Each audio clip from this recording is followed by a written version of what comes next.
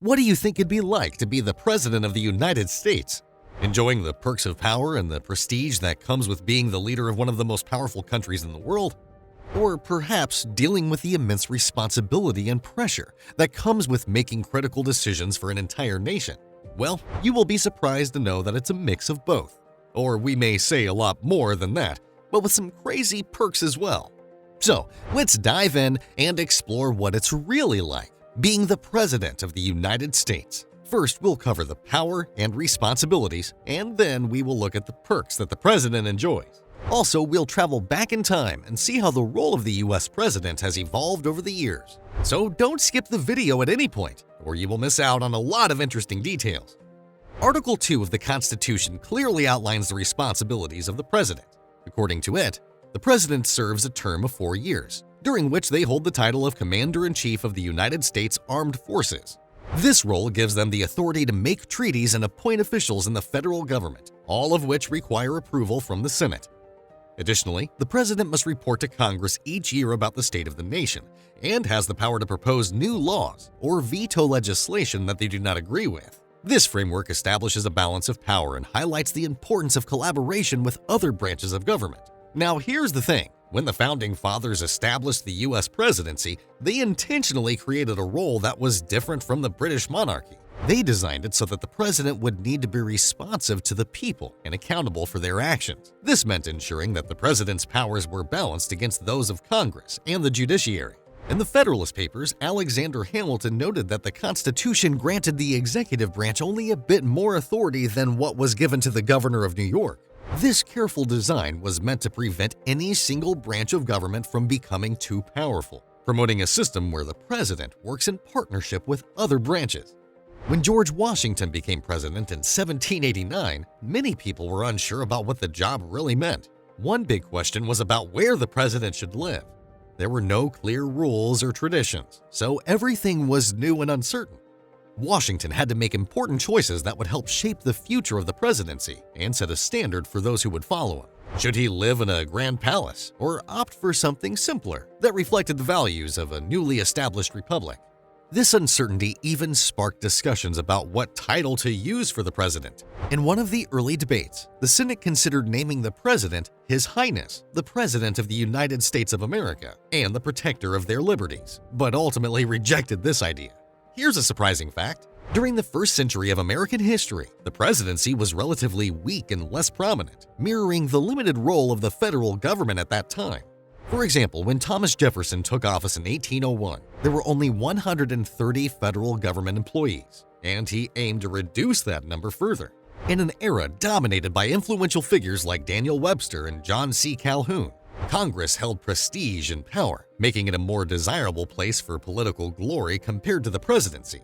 Although presidents like Jefferson, Madison, Jackson, and Lincoln were strong leaders, they remained exceptions rather than the norm in the 19th century. In the years after the Civil War, many presidents came to power who were not often remembered for anything special. They were sometimes called an interchangeable group of unrenowned and bewhiskered men, which might be a bit harsh. These leaders didn't stand out much, and their time in office was often considered rather ordinary. In the 20th century, we saw the emergence of what is known as the modern American presidency. Major events like World Wars I and II, the Great Depression, and the Cold War transformed the role of the president, expanding it into a much larger institution that needed to address the complexities of the nation's newfound superpower status. Following Franklin Roosevelt's proactive response during the Great Depression and the Second World War, future presidents could no longer just oversee the nation, but were expected to take charge and lead actively. This shift meant that they had to advocate for the entire nation, as Harry Truman famously put it. Consequently, the role of the president evolved to encompass national and international leadership, prompting significant initiatives, such as Dwight Eisenhower's proposal for an interstate highway system, John Kennedy's agenda for space exploration, Jimmy Carter's Camp David Accords between Egypt and Israel, and the Intermediate Range Nuclear Forces Agreement between Ronald Reagan and Soviet leader Mikhail Gorbachev. Today, we see the president playing multiple roles that highlight the growing influence and significance of the office. One of the main responsibilities is acting as a legislative leader, where the president often plays a crucial role in determining which bills are pushed through Congress. These days, it's usual for the White House to create and promote its own goals for new laws. The State of the Union address has become more than just a time to inform the country about how things are going. It's also a chance for the president to tell Congress what laws they think are important. This helps guide lawmakers on what the president wants to focus on in the upcoming year. That's not all.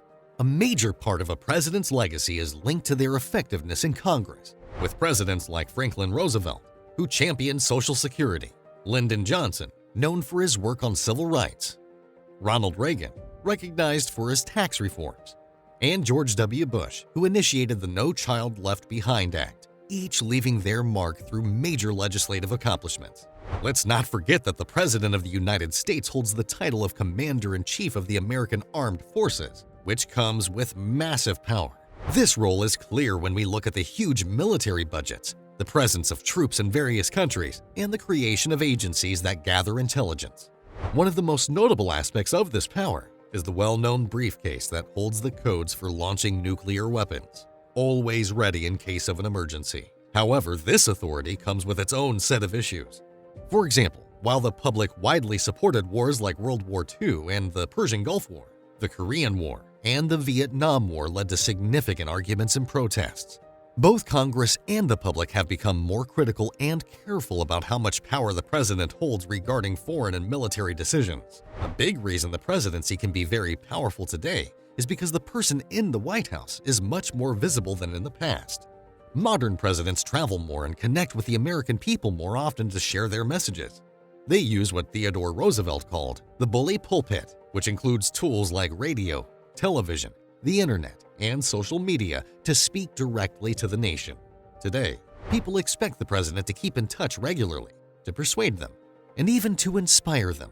Some famous examples of powerful speeches include Abraham Lincoln's Gettysburg Address, Franklin Roosevelt saying, "The only thing we have to fear is fear itself," and John F. Kennedy encouraging citizens to ask not what your country can do for you, ask what you can do for your country. Now, let's talk about the perks that the U.S. president enjoys.